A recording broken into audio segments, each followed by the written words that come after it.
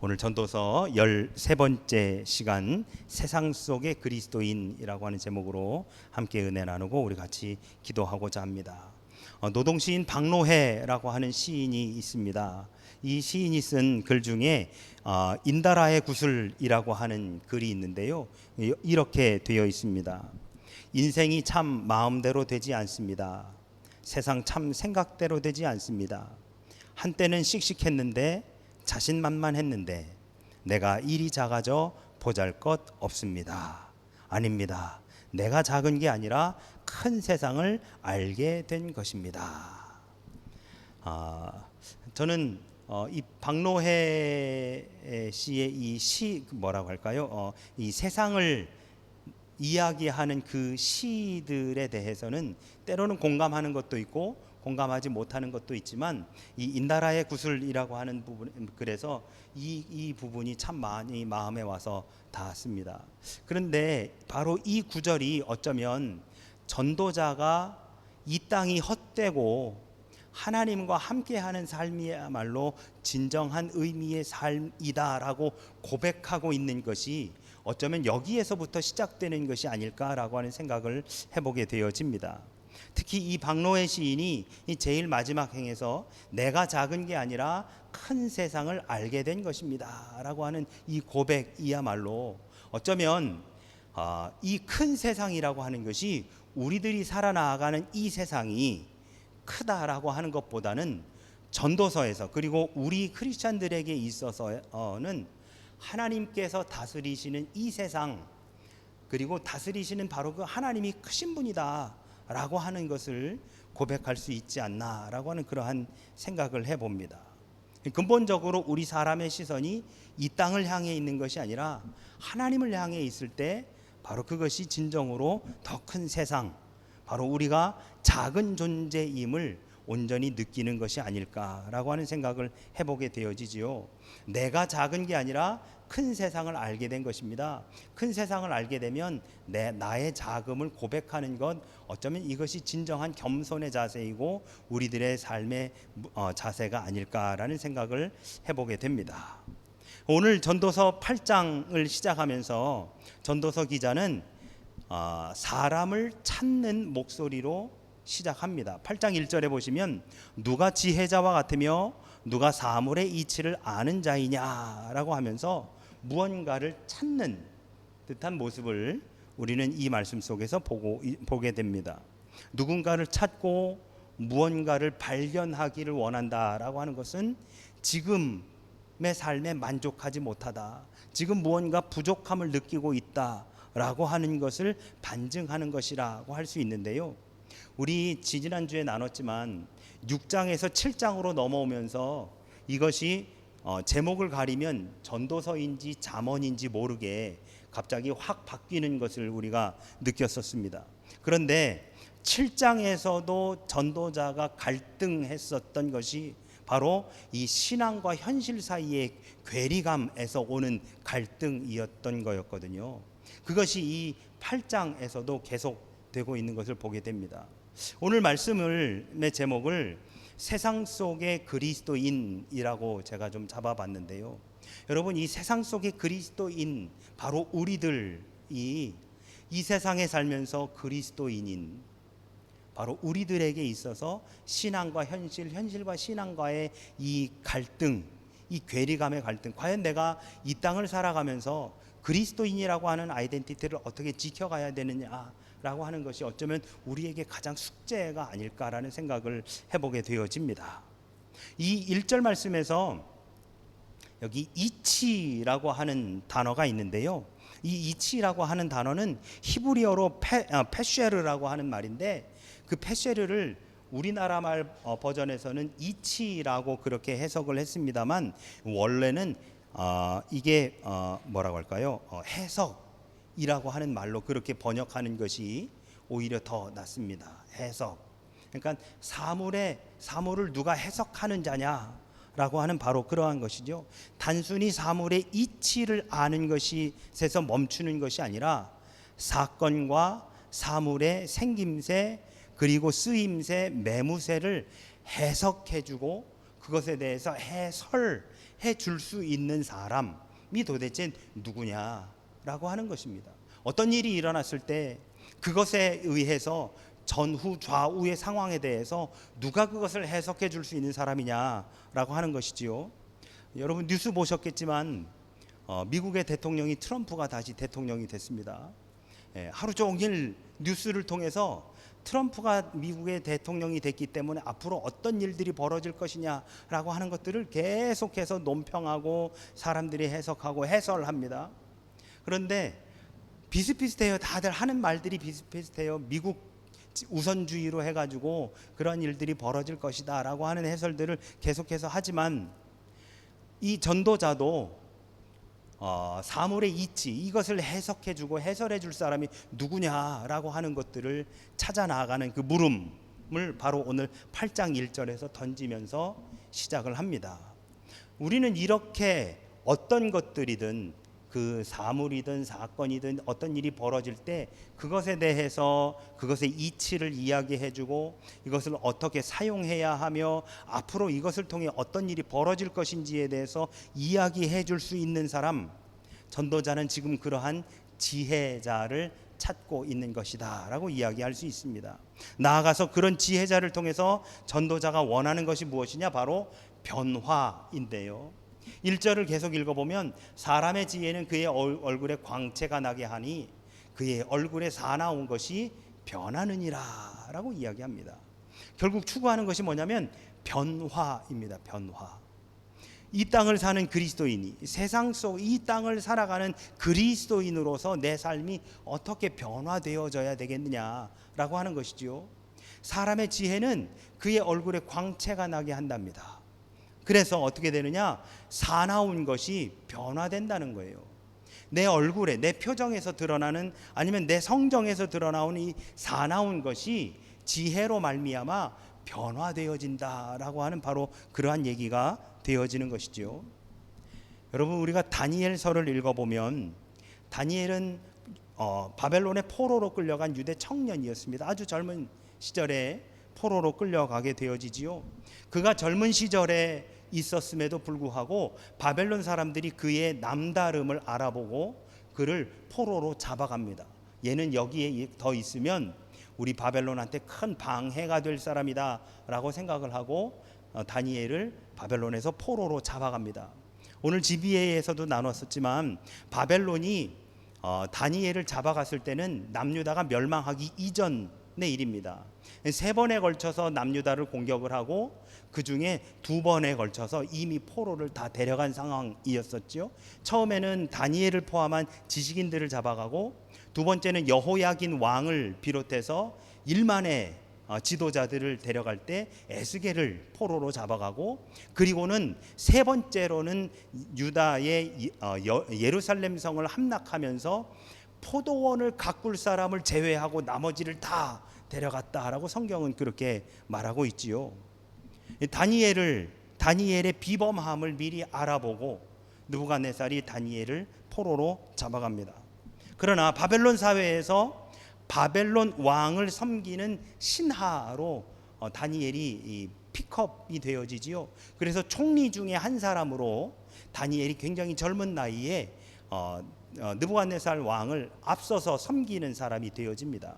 그러니 다른 사람들이 다니엘을 시기하지요. 그를 총애하는 느부갓네살 왕에 대해 질투심을 느끼면서 유대에서 데려온 저 청년이 어떻게 저렇게 총애받을 수 있느냐라고 하면서 왕에게 30일 동안 왕 이외의 다른 이들에게 절대로 절하거나 기도하지 못하게 하는 조서를 좀 내려주십시오라고 하며 다니엘의 함정에 빠뜨리게 합니다. 그리고 다니엘이 그 칙령이 조서가 내려짐에도 불구하고 하루에 3번씩 하나님 앞에 예루살렘 성전을 향하여 기도하는 일을 멈추지 않고 다니엘이 했고, 그들이 파놓은 함정에 다니엘이 걸렸다 싶어 다니엘을 잡아 왕에게 고해 바치게 되어지는 일을 행하게 되어지지요. 다니엘서 1장 14절과 15절에 보면 이런 말씀이 있습니다. 그가 그들의 말을 따라 열흘 동안 시험하더니 열흘 후에 그들의 얼굴이 더욱 아름답고 살이 더욱 윤택하여 왕의 음식을 먹는 다른 소년들보다 더 좋아 보인지라 라고 되어 있습니다. 여기 보면 그가 그들의 말을 따라 열흘 동안, 여기서 말하는 그는 다니엘입니다. 열흘 후에 그들의 얼굴이 더욱더 아름답고 살이 더욱 윤택하여 왕의 음식을 먹은 다른 소년보다 더욱 좋아 보였다라고 하는 것, 즉 더 나아져 보이는, 변화되어지는, 그것도 좋게 변화되어지는 다니엘과 그리고 다른 이들을 우리가 보게 되었는데요. 무엇이 다니엘의 얼굴을 빛나게 합니까? 무엇이요?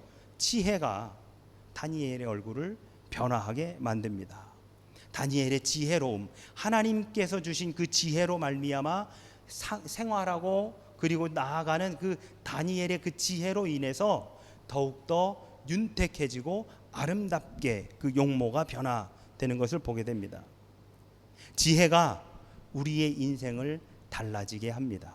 지혜가 우리의 삶에 변화를 줍니다. 지혜가 더 아름답게 우리를 가꾸어 줍니다. 지혜로운 자가 있으므로 세상은 살맛 나는 세상이 되는 줄로 믿습니다. 하나님께서 우리에게 주신 지혜, 예수님께서 우리에게 주신 그러한 지혜로 인해서 우리가 살아가는 공동체는 더욱더 아름답게 나아가게 되는 것이지요. 전도자는 지금 바로 그러한 지혜자를 찾고 있는 것입니다. 누가 지혜자와 같으며 누가 사물의 이치를 아는 자이냐라고 하면서 그러한 지혜로운 사람을 전도자는 찾고 있습니다. 그 이후 2절부터 왕에 대한 이야기가 나오는데요. 왕에게서 지혜자다운 모습을 찾고자 하기 때문입니다. 당시의 전도자는 우리가 잘 알고 있다시피 가급적이면 저는 솔로몬이라는 이야기를 하지 않고 전도자는 이라고 제가 말씀을 드리는데요. 우리가 잘 알고 있다시피 이 전도자가 아마 솔로몬일 것이다 라고 이야기를 하고, 그 솔로몬은 자기 자신이 왕이었습니다.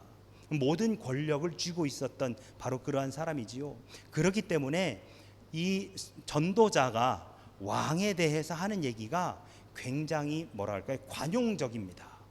모든 것을 용인해주고 왕이 어마어마한 권력을 쥐고 있는 것을 이야기합니다.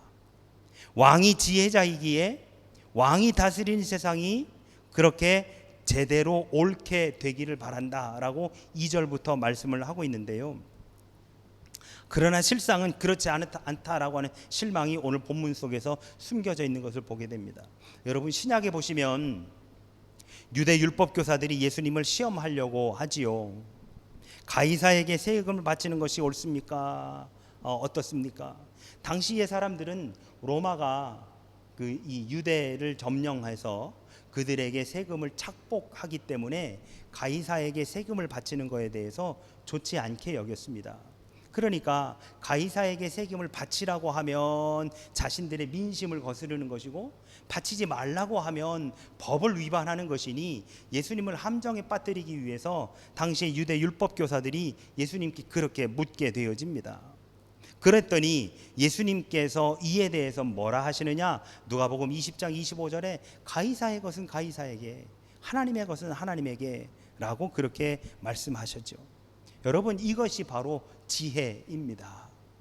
그 순간 우리에게 닥쳐와 있는 그 위기 속에서 우리가 슬기롭게 지혜롭게 극복해 나아가는 것, 이것이 어쩌면 우리가 추구해야 되는 진정한 지혜가 아닐까라는 생각을 해보게 되어지는데요. 오늘 8장 3절과 4절의 말씀에 보니까 전도자는 이렇게 이야기합니다. 왕 앞에서 물러가기를 급하게 하지 말며 악한 것을 일삼지 말라. 왕은 자기가 하고자 하는 것을 다 행함이니라. 왕의 말은 권능이 있나니 누가 그에게 이르기를 왕께서 무엇을 하시나이까 할 수 있으랴. 어찌 보면 권력자에게 비위를 맞춘다고 할까요? 아부를 한다고 할까요? 라고 하는 그러한 모습이 담겨져 있는 것을 보게 됩니다. 왕 앞에서 물러가기 급하게 하지 말고 악한 것을 일삼지 말고, 왕은 자기가 하고자 하는 것 모든 건 다 행할 수 있으니까 그에게 뭐 하는 것입니까? 라고 묻지도 말라 라고 하는 말씀이 3절과 4절에서 나옵니다. 우리 크리스찬은 세상 속의 현실을 살아가는 사람들입니다. 대부분의 일상이 벌어지는 현장은 교회가 아니라 세상이지요.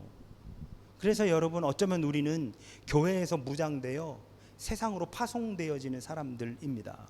그렇기 때문에 우리들이 훨씬 더 많이 생활하는 것, 우리들이 시간을 더 많이 사용하는 것은 우리의 가정과 이 세상이라고 할 수 있습니다. 그러면 여러분, 뒤집어서 이렇게 말씀드려 볼게요. 그렇다고 한다면 교회에서 주일날 하루 한 시간 반, 2시간 정도, 그리고 우리 이렇게 수요일날 모여서 1시간 반 정도, 이것을 우리가 과연 충분할까? 세상에서 우리가 그리스도인으로서 살아나가기에 일주일 전체에서 한 서너 시간 정도만으로 우리가 충분히 무장이 가능한가? 그렇지 않습니다. 그렇지 않기 때문에 우리는 뭐가 필요하냐? 이 세상 속에서도 우리가 무장될 수 있도록, 우리가 신앙으로 무장될 수 있는 삶을 이 세상 속에서도 계속해서 살아나가야 되는 것, 이것이 너무너무 중요한 것이지요. 4세기 교부 어거스틴은 두 왕국론을 이야기합니다. 두 도성론이라고 하는데요, 두 도성론을 이야기합니다. 그래서 하나님의 나라와 이 세상 두 개를 비교하면서 두 도성론을 이야기하는데요, 여러분, 우리는 하나님 나라와 이 세상, 이 두 왕국에서 살아가야만 합니다.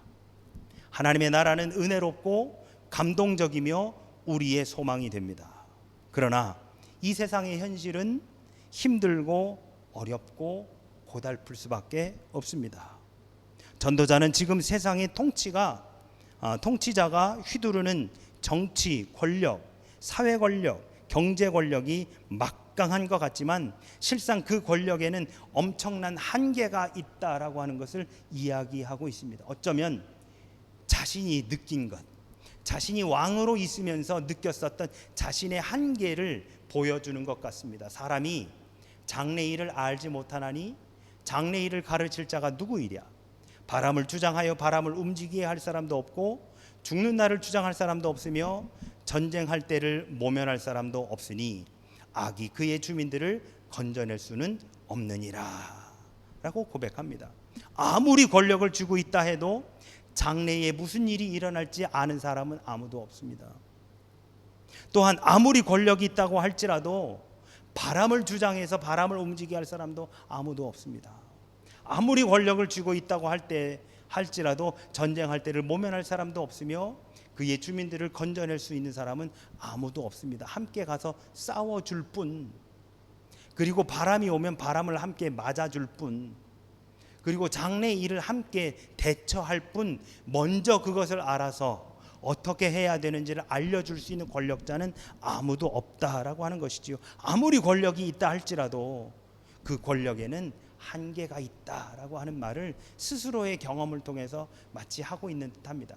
그러니까 우리가 아까 나누었었던 3절과 4절에서는 왕이 하는 말이 뭐지 묻지 말고 왕 앞에서 빨리 물러나지도 말며 지금 뭐 하고 계십니까? 뭐 이런 얘기도 하지 말라라고 하면서 마치 그의 권력이 절대적인 것 같이 이야기를 하지만, 그러나 7절과 8절에 오면서 그의 권력이 얼마나 한계가 있는지, 유한한 것인지를 마치 뭐라고 할까요? 한탄하듯 말하고 있는 전도자를 우리는 여기서 볼 수가 있습니다. 이 7절에서 말하는 바람이라고 하는 것을요, 원어로 보면 여기서 말하는 바람이라고 하는 말이 뭐냐? 루아흐라고 하는 말입니다. 성령이라고 하는 말이지요. 이 성령께서 운행하시는 것을 누가 막을 수 있겠느냐라고 하는 겁니다. 그리고 이 바람, 생명의 바람이라고 하는 말은 생기를 의미하는데요, 창세기 2장 7절에 보면 여호와 하나님이 땅에 흙으로 사람을 지으시고 생기를 그 코에 불어넣으시니 사람이 생명이 되니라 라고 창세기는 말씀하고 있습니다. 생명의 바람을 좌우할 수 있는 권력은 아무것도 없습니다. 자기가 죽을 날을 피하거나 연기할 수 있는 권력자도 없습니다. 그래서 히스기야가 자기에게 자기가 질병에 걸렸을 때에 자기가 하나님 앞에 간절히 기도하여 이사야와 함께 기도했었음을, 이사야에게 또한 요청했었음을 우리는 성경을 통해서 보게 되어지지요. 아무리 권력을 가지고 있어도, 아무리 하나님 앞에 선하게 하고 있어도 하나님의 그 놀라우신 그 역사하심 앞에 한낱 인간일 뿐, 그 누구도 그 권력을 가지고 바람 하나 자기 마음대로 움직일 수 있는 권력이 없더라라고 하는 것이지요. 그러므로 여러분, 우리는 하나님만을 온전히 바라보아야 하는 것입니다. 우리가 이 땅을 살면서요, 우리가 할 수 있는 것이 아무것도 없습니다. 다시 우리 아까 그 박노해 시인이 지은 이 글로 다시 한번 가볼까요? 인생이 참 마음대로 되지 않습니다. 세상 참 생각대로 되지 않습니다. 한때는 씩씩했는데, 자신만만했는데, 내가 일이 작아져 보잘것이 없습니다. 아닙니다. 내가 작은 게 아니라 큰 세상을 알게 된 것입니다. 여러분, 우리는 하나님 앞에 보잘것없는 존재일 뿐입니다. 크신 하나님께서 이 땅을 운행하시고 다스리시고 섭리하시기에 우리는 작은 하나의 존재에 불과한 것이지요. 우리가 작은 존재라고 하는 것을 인정하는 순간 우리는 하나님을 의지할 수밖에 없는 하나의 피조물에 불과한 것입니다.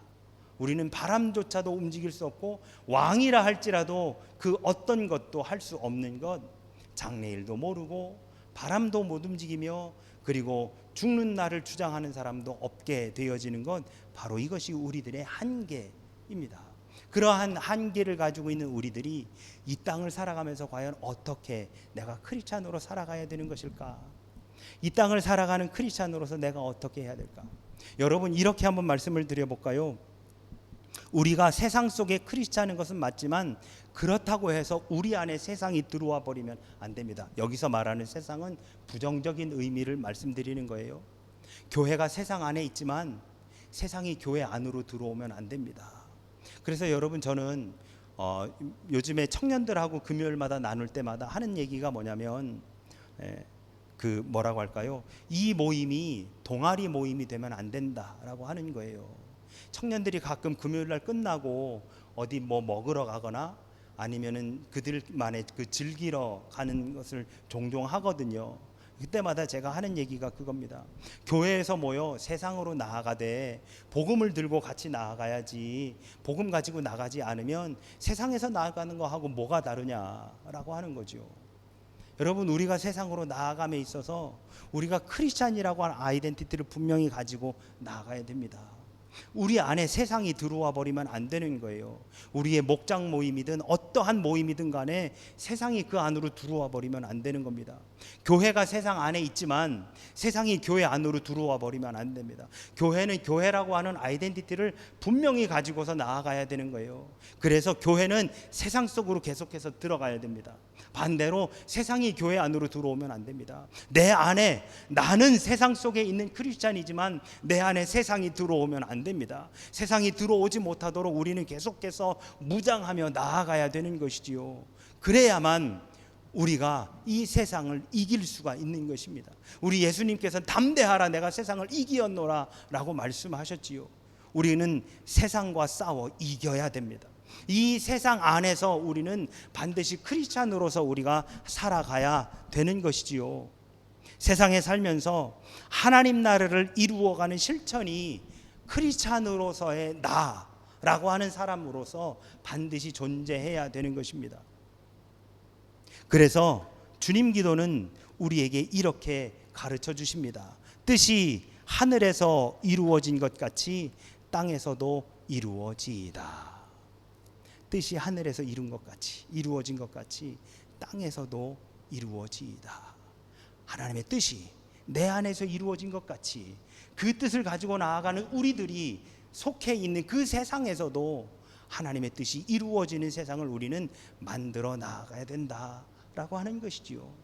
그 세상은 할 수 있는 것이 아무것도 없습니다. 아까 말씀드린 것처럼 그 세상에 어떠한 권력을 가지고 있는 자라 할지라도 장래에 일어날 일을 아는 사람도 없고 한낱 불어오는 바람을 거스를 사람도 없으며 자기가 죽는 날을 연장시킬 수 있는 사람 아무도 없습니다. 이 모든 것이 다 하나님이 하시는 일들이잖아요.